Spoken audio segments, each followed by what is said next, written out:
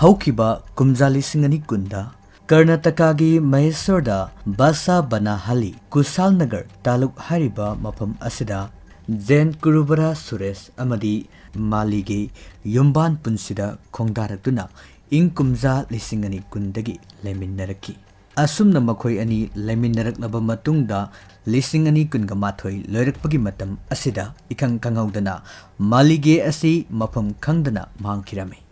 Suresh Amadi Imung Manumna Maligegi Kongul Libayaba Liki Adubu Maligegi Marimakong Amata Kangbangam Kide Sureshna Magi Nupi Manki Basida Mateng Tobinaba Haiduna Kusal Nagar Police Station da Missing Complaint Amakak Tangalaki Missing Complaint Asigi Matung Ina Police Nasu Maligegi Kongul Liki Amadi Sureshna Tangalakliba Missing Complaint Asigi Matung Ina Police Nasu Tongan ba District Aduda Lariba Police Station Kuding Magta Mangkiba Maligegi Kongul Lida Nabagidamag Police Station Kuding Magta Pau Pinaki Adubu Lisingani Kungamathoi Sahi Asi Loirak Labasu Maligegi Mari Makong Amata Kangbangam Kide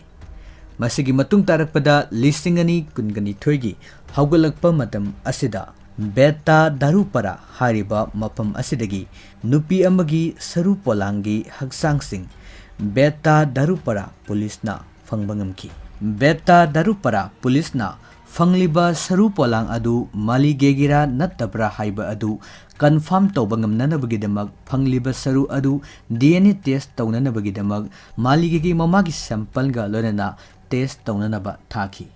Asumna test Taunanaba Takringi Matamasida Police na Korta Aroiba Sarsit Tangatuna Malige Asi Magi Mapuroiba Suresh na Hatpani Haiduna Sarsit Asida Tangalaki Police na Tangalakliba Sarsit Asina Maram Oraga Travel Nupa Ama Oriba Suresh Maral Leire Haiduna Court na Jailda Thajinki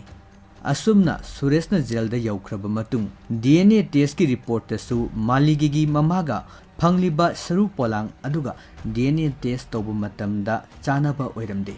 DNA test ki report laklaba matung da test aduga result adu Maligegi Mama Amadi Pangliba Saru Polang Aduga Sana Drabanina Mahakpu Thaduk Pinanaba Haijaraklami Adubu Court na Wafum Asi Yakide Lonena Fangliba Saru Polang Adugi DNA ki test adu Chana Dabana Maram Oraga Court Nasu Polista Maligegi Mama Amasung Kongang Aduda Leriba Miyoi Sing Adudagi Saki Sing Amuk Hana Thijanaba Court na Kangalaki Court ki Yathang Matungina Thijilakpa Sida Kongang Aduda Leiba Mipum Kudimagna Fongdok Nakiba Si Malige Hingli Amasung Mahangasi Kanagumba Amaga Lonana Atopa Mafum Amada Leiramgani Haiduna Fongdoraki Fongdorak Liba Wafum Singasina Maram Oraga Court Nasu Police ki Sarsit Asigi Matangda Wahangkaya Hanki Adubu Case Asibu Tiziliba Ayo Asina Fangliba Saru Polang Adu Maligegini Amasung Malige Si Mahaki Mapuroiba Suresh na Hatpani Haiduna Case Asibu Tiziliba Ayo Asina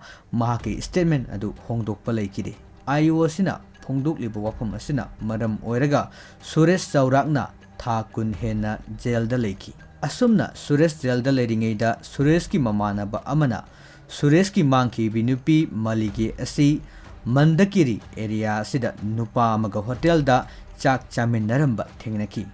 Masidagi Mamanaba Sina Kudakta Police ta Pau Piki Amadi Police Singsu Hotel Aduda Laktuna Malige Bu Kudakta Police Station da Puraki Mahaki Loina Bibu Hatli Haiduna Suresh ti Sanglaba Tha Kulgi Matamasi Jailda Leirakli Aduga Magi Loina Bi Maligena Atopa Nupa Amada Amuk Yum Panduna Leiramki Thokliba Thodo Asi Tarai Taraina Lowbayab Thodo Ama Oiramde Masana Sathazakitaba Crime Amagidamag Sanglaba Tha Kungi Matam Suresh Jailda Leiraki Oirakliba Pibam Masigi Matang da Su Court da Su Advance Application Ama File Toraki Court Nasu Thodo Asi Yamna Maru Oina Lowduna Police na Maligebu Court Puraknaba Haiki Court ta Malige Puraklaba Matungda Asengba Wari Pumba Kangbangamlaki Maligena Fongdorakpada Mahak Asi Suresh ki Yum Adudagi Chelaklaba Matungda Atopa Nupa Amada Luhungduna Leire Amadi Suresh na Jailda Laikre Haibasi Mahakti Khangde Haiduna Court Thamki Thokliba Thodo Asigi Matangda Police na case असी निंगथीजना थीजिंदबगी mummy चावना तारी मालिगेना नौना yum पांदुना लैरिबा मफम असी सैता हलिदनी हाइरिबा मफम असी सुरेश की खुंगंग असिदगी सुबनतगी kilometre कुनगा मंगादगिना कुंथ्रा फावगी मनुंगदा लापना लैरिबा खुंगंग अमखंगी यामना नकना लैरिबा मफम असी फावबदा पुलिसना मालिगेगी खुंगुल लीबा फंकिदे अहोइनदुम moral सुंगलै लेजदबा मालिगेगी मपुरोइबबु अरानबा chargesheet थांगतुना था कुल हेना जेलदा नमसिंदुना थंबिकी सुरेश की उकिनसु केस असगी मतांगदा वहंगसिंग हंगलदुना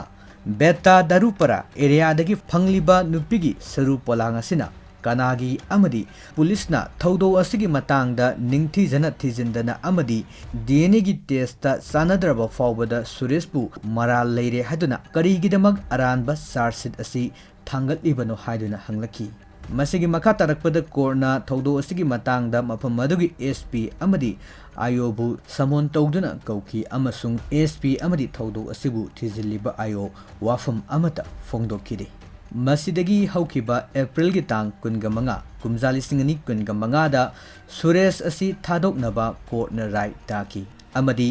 होम डिपार्टमेंटना सुरेशता लाख अमा compensation पीननबा हाइकी अमदी थौदोक असिबु थिजिलिबा आयोगी मथक्ता मरि लेनबा ऑफिशियल सिंगना मतिक चाबा एक्शन लखतनबसु खंगनकी अदुम ओइनमग डिस्ट्रिक्ट एंड सेशन कोर्ट मैसूरगी राय असि सुरेशना अपेनबा ओइखिदे अमदी कर्नाटका हाई कोर्ट माकी थौदोक असिगी मतांगदा जस्टिस फंगननबगिदमक PIL अमा फाइल तौरखी PIL असिदा माहना फोंदोकलिबा असि महागना चथखिदबा मिहात अमगी मरालदा महाग असि चौराकना था कुन हेना जेलदा लैरुरे अमदी मिहात पहाइबा बदनाम असिना मरम ओइरगा मियामना मंगोंदा थमलंबा थाजबा महाकी रेस्पेक्ट अमदी इज्जतसु पुमनमक लोइरे मरम असिना थौदोक असिगी कंपेंसेशन ओइना लुपा करोड़ मंगा पीननबा फोंदोकलमी अमदी थौदोक असिदा चेनरिबा मराल लैबा ऑफिशियल सिंगी मथक्तसु मतिक चाबा एक्शन लखत पिननबा कर्नाटका हाई कोर्ट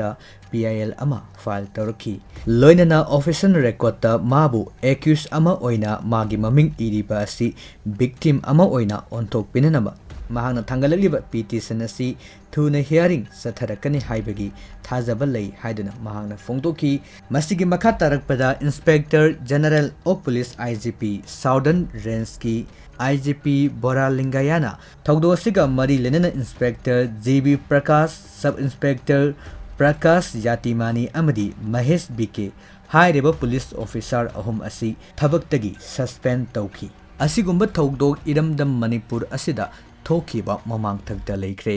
महाकी नुपीबु मांगख्रबा मतुंगदा पुलिसता मिसिंग कंप्लेन तौदुना महाकी नुपीगी खोंगुल लीरिंगैदा मफम अमदगी नुपीगी असिबा हक्सांग अमा फंगले हाइदुना मथौ ताबा फोरेंसिक एग्जामिनेशन DNA टेस्ट ने सिंगबा अमत्ता पांगथोक्तुना फंगलिबा नुपी अदुगी हक्सांग अदुबु मपुरोइबगी सुमांगमक्तदा पोलोइखिबगी थौदोक इरमदम असिदा थोख्रे मसिगी मतुंगदा महाकी नुपी हाटली हाइबगी मरालदा जेलदा मतम सांगना लैरुरबा मतुंगदा महाकी नुपीना अतोप नुपा अमगा अमुक लेमिन्नरंबदगी जेलदगी मराल लेते हाइदुना थादोरखिबा थौदोक इरमदम मणिपुर असिदसु थोख्रे मतांग असिदा पंजनिंगबदी महाक असि मिहातपा अमा नते मराल लेते हाइदुना जेलदगी थादोरकपा तारगसु मखोइना जेलदा लैदुना मांगखिबा मतमसिंग मिया ममांगदा